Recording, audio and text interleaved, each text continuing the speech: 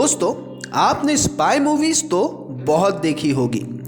James bond series से लेके भारत की टाइगर सीरीज या फिर हाल ही में आई पठान मूवी, इन सभी फिल्मों में इन देशों की खुफिया एजेंसी के बारे में दिखाया जाता है, जैसे कि अमेरिका की CIA हो या फिर रशिया की KGB या फिर ब्रिटेन की MI6 या अपने भारत की ही रॉ हो।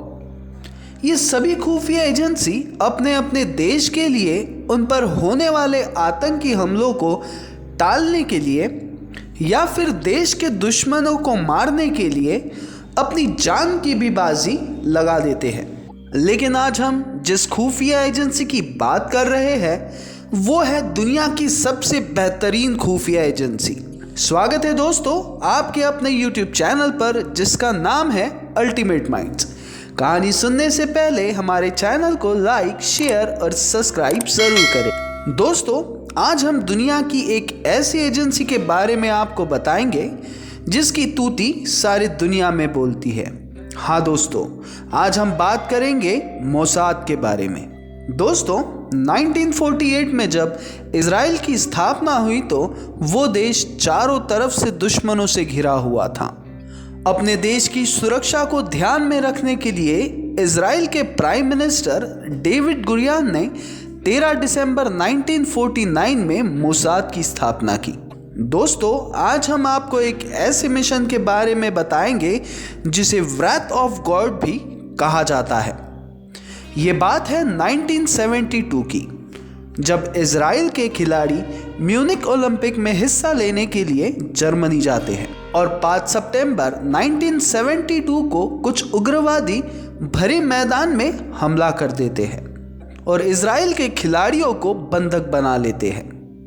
जब इजराइल को ये पता चलता है कि उनके 11 खिलाड़ियों को पैलेस्टाइन उग्रवादियों ने अपहरण कर लिया है तो वो बहुत चिंतित हो जाते हैं और तभी जर्मनी के चांसलर एक कमांडो ऑपरेशन चलाते हैं।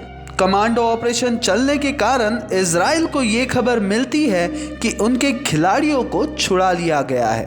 असल में पैलेस्टाइन के उग्रवादी उन 11 खिलाड़ियों की हत्या कर देते हैं। बस इसी का बदला लेने के लिए इजराइल अब ये ठान लेता है कि इस बात का वो पूरा बदला लेंगे, किसी को भी वो अब नहीं छोड़ेंगे। और यहाँ से शुरू होता है 20 सालों तक चलने वाला मौत का खेल। तब के इजराइल के प्राइम मिनिस्टर गोल्डमेयर मोसाद को ये जिम्मेदारी सौंपते हैं और ऑपरेशन बायोनेट शुरू होता है।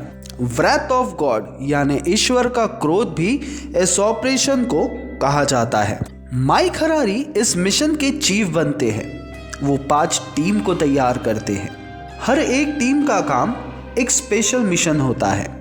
वही पहली टीम का काम शूटर यानी किलर होते हैं। दूसरी टीम हथियारों और बाकी सामान को देखती है। तीसरी टीम एजेंसी के होटल्स और कार का इंतज़ाम करती है।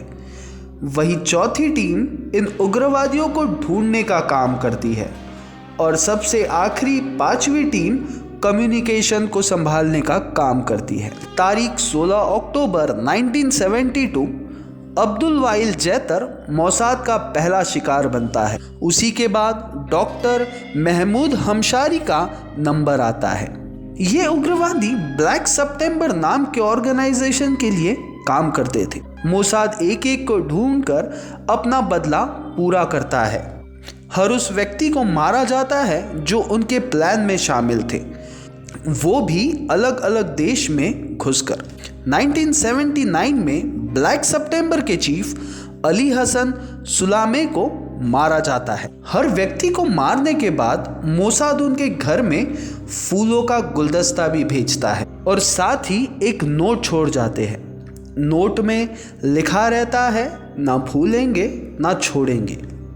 मरने के बाद मोसाद खुद ही अखबार में मरने वाले व्यक्ति के प्रति शोक संदेश भी देता है ताकि सबको पता चले कि अगला नंबर उनका है।